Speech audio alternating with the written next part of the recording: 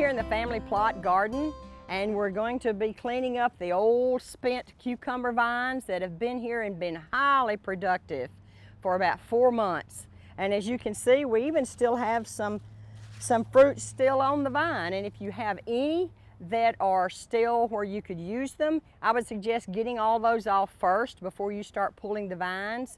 So we're going to get started pulling these vines, and then we will go from there.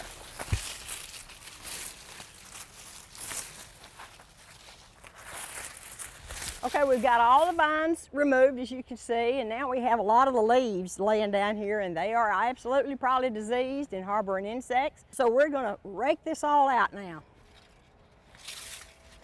We don't want anything overwintering that could cause us problems next summer.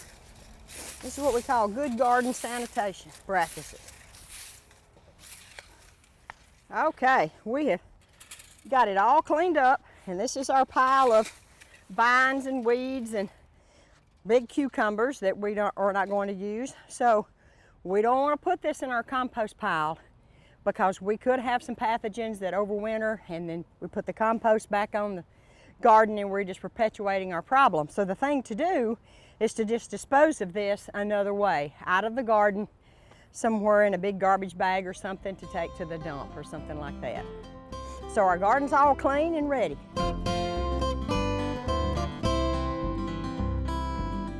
Thanks for watching. We have other quick tips. Just subscribe below.